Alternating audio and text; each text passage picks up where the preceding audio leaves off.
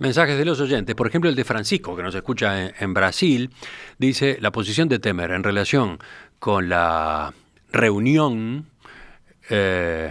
aunque ahora pone en duda la calidad de la grabación, es muy seria, porque lo que él nunca dijo era que esa reunión no hubiese ocurrido. Y haberle concedido una entrevista a alguien que él mismo, después de divulgada la grabación, calificó de fanfarrón, de lengua larga y de delincuente, y de admitir que la entrevista no consta en el orden del día y que tuvo lugar en la callada hora de la noche, bueno, eso es inadmisible en un presidente de la República, señala el oyente. Después, otro de los oyentes, el Carbonero, dice, la paradoja bajo estas circunstancias es que el principal interesado en la continuidad de Temer, porque un escenario de volatilidad no le conviene, es Lula da Silva. Y el último apunte de Diego, Temer está rodeado de pruebas en su contra, no las ve quien no quiere, se están agarrando de una supuesta edición de la cinta, que efectivamente existe y que según publicó la revista Bella ayer, obedece, en al menos una de sus partes, a comprometedores diálogos sobre mujeres. Pero ya hay peritos diciendo que las partes centrales no tienen el más mínimo corte.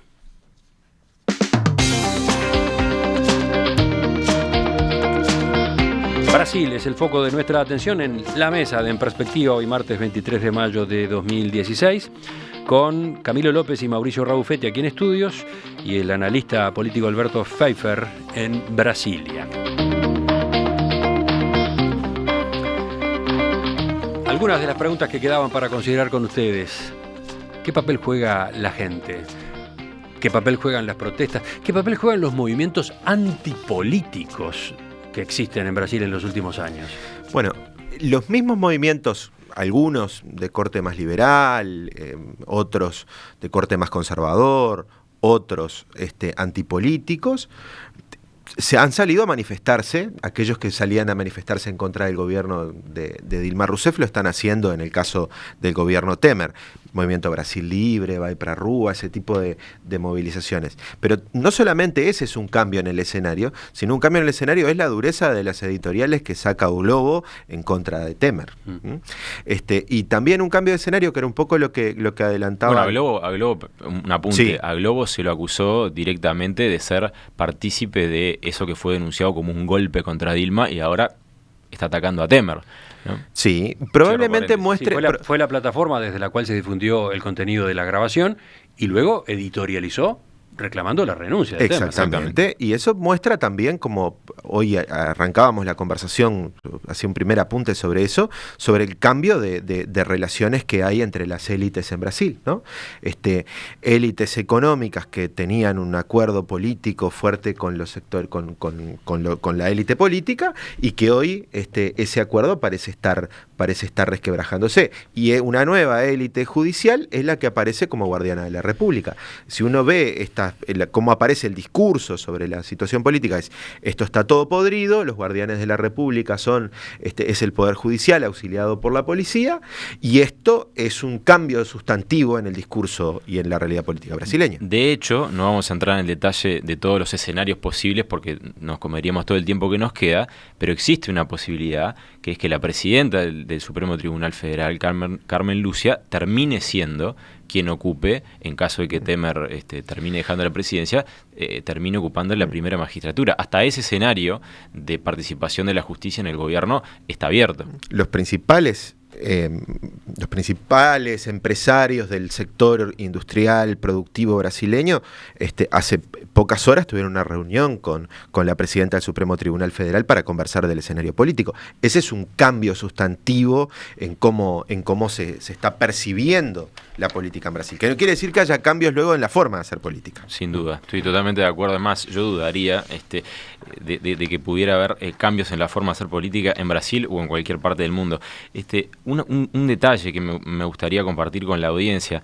Yo recuerdo, y lo hablábamos ahora en el corte con Camilo, yo recuerdo, a mí me tocó cubrir algunos de los coletazos del famoso Mensalao. ¿Se acuerdan aquel esquema que se había montado para pagarle sobresueldos a algunos legisladores por parte del PT para que le votaran algunas reformas, algunas leyes, algunas disposiciones en el Congreso.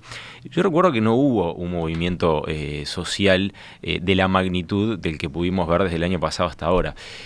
La gran pregunta que yo me hago es si efectivamente la sociedad brasileña tomó una actitud más proactiva y más de cambio, y si eso efectivamente se va a ver después reflejado en un voto castigo, en un que se vayan todos y una renovación del sistema político. Yo lo dudo, pero es una de las preguntas que me hago y que me gustaría dejar planteadas hacia adelante. Hay una cosa que tiene que ver con el sistema electoral brasileño, que es que está basado en los individuos, está territorializado y tiene una tradición de construcción de poder territorial por parte de las personas fuertes muy grande. Y eso creo que tiene muchos años de aquilatamiento en el sistema brasileño. Vuelvo a Brasilia con Alberto. ¿Qué dices tú a propósito de cómo están jugando estos otros actores? Nos deteníamos antes en el sistema político mismo, bueno, y la justicia, pero ¿qué están haciendo los movimientos sociales, los empresarios, los medios de comunicación? Yo creo que la clave es este puente hasta el octubre del próximo año. Aquí hay una paradoja entre los movimientos sociales, lo que quieren los movimientos sociales, lo que se deparan en términos prácticos. Para los movimientos más conservadores, los movimientos más bien a la derecha, la hipótesis de que se vayan todos, de que vengan directas ya, que sería una hipótesis, le da ventaja a Lula da Silva en este momento, porque sería el político con más potencial electoral. Y eso hace con que los movimientos más bien a la izquierda demanden esta salida para la crisis. Hay un montón de salidas para la crisis. Todas van a demandar tiempo, algunas exigen cambios constitucionales, que no es un proceso inmediato. Hay hipótesis, la hipótesis procedimental más directa y cierta es una elección indirecta por la Cámara de Diputados, con la presentación de cualquier ciudadano. Pero ¿quién sería ese ciudadano? ¿Quiénes serían estos ciudadanos?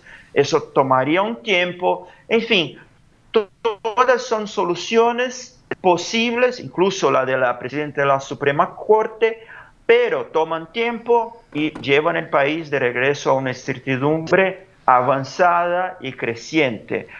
El tema post-elecciones de 2018, de un nuevo contrato social entre las élites, es un tema que se va a componer más aceleradamente pues las elecciones.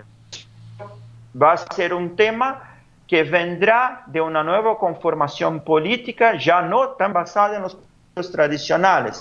Hay partidos nuevos, el Partido Novo, por ejemplo, hay movimientos sociales que en este momento rechazan el formato partidario, pero pueden, como Podemos y otros movimientos en marcha en Francia, asumir una conformación del tipo partidario, pero escapándose de los cánones de la militancia partidaria tradicional, y eso sí puede conformar una nueva ecuación política brasileña. El papel hipertrofiado del Ministerio Público, de la Procuraduría General, que es el brazo acusatorio del sistema judicial, está siendo cuestionado fuertemente en Brasil. El Ministerio Público ha exacerbado sus funciones. En el caso del audio, de la cinta esta, claramente eso ha pasado.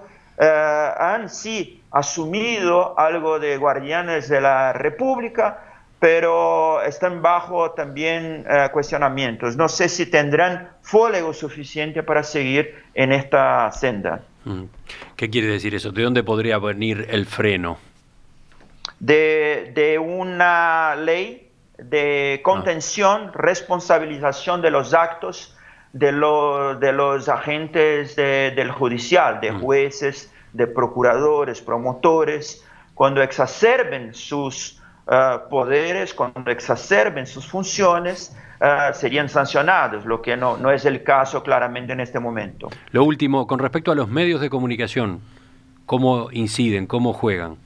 Fuertemente en una democracia en que la comunicación directa se da por redes virtuales y que esas redes virtuales se basan mucho en los medios de comunicación tradicional, y en que la credibilidad de los partidos políticos, de los políticos tradicionales, de los individuos, como bien señaló creo que Camilo, que son muy fuertes en la política brasileña, la prensa asume un papel clave, y el papel de Globo ha sido muy claro en este momento. Fue Globo quien difundió la cinta, no bien la cinta, una versión de la cinta que luego se desconfirmó, no era tan fuerte como parecería, y Globo que está siendo muy fuerte, pegando muy fuerte en la situación de Temer. No se entiende muy bien qué quiere Globo, pero sí tiene un papel clave en este momento.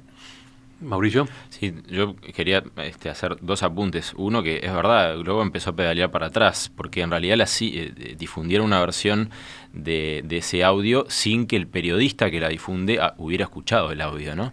Desde el punto de vista de la, si se quiere, de la función periodística, había bastantes dudas, ¿no? Se la jugó Globo, después la terminó saliendo bastante bien, pero bueno, tuvieron que dar un poco de marcha atrás, y ahora será la justicia la que deberá determinar si ese audio es verdadero, si fue toqueteado o no. La realidad es que para el presidente Temer eso poco importa. Su credibilidad, por el simple hecho de haber recibido, como decía uno de los oyentes, a alguien que tiene un prontuario a la vista, obviamente... Y que él mismo descalifica. A quien él mismo descalifica, además, es una observación sumamente pertinente. Obviamente lo deja mal parado. Una reunión que no estaba en su agenda oficial de ese día. Bueno, no se conoció por parte justamente de los periodistas que cubren al presidente. Yo quiero dejar anotado en esta instancia final un apunte para que los oyentes tengan hacia adelante. Existe la posibilidad, porque hay un proceso abierto, de que el Tribunal Supremo Electoral anule las elecciones anteriores. A partir del 6 de junio retoma ese proceso.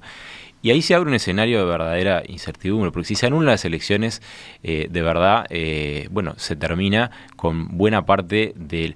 No quiero decir el sistema político, porque como estoy entre politólogos me van a decir que está mal. Se termina con buena parte de los candidatos que terminaron siendo elegidos. Y ahí sí se abre un escenario de rotunda incertidumbre, ¿no? Camilo, ¿la tuya final? Bueno, puede casar la fórmula, en realidad, Dilma Rousseff, Temer, el Supremo Tribunal Federal, puede haber una renuncia del presidente Temer, puede haber un proceso judicial vía Supremo Tribunal Federal, y puede haber un juicio político a partir de la Cámara y Temer puede caer.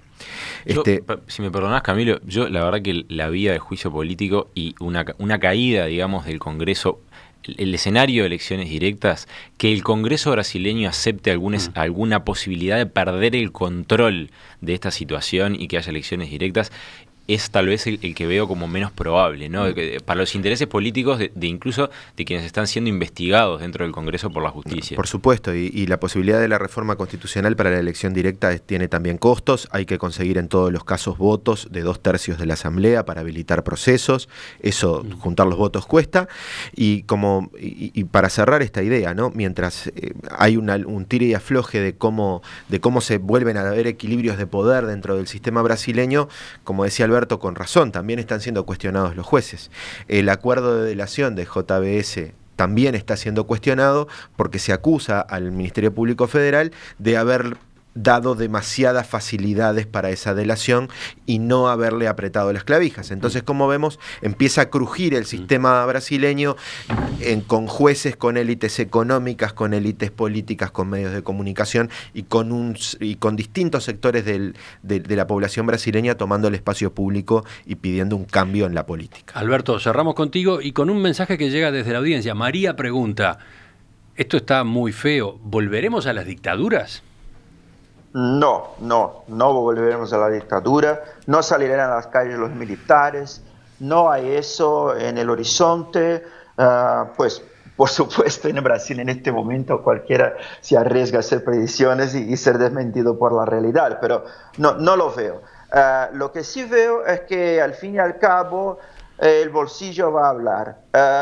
¿Estaba bien el país? Bien, no, pero reagrupándose desde el punto de vista económico. Si regresamos a fundarnos en la crisis, si los 14 millones de desempleados o más empiezan a revelarse y hay consternación general en ese sentido, si recrudece la inflación, que es el principal tema para los núcleos urbanos, si alza el cambio por sobre los 3,40, 3,50 hasta los 4, como fue con Dilma, las clases medias se molestan y ahí sí hay una demanda por cambio, la calle se va a llenar. Mientras el equilibrio macroeconómico se mantenga, yo creo que hay un puente hasta el octubre del 2018. Y eso es lo que necesitamos en este momento, un puente, nada más que eso.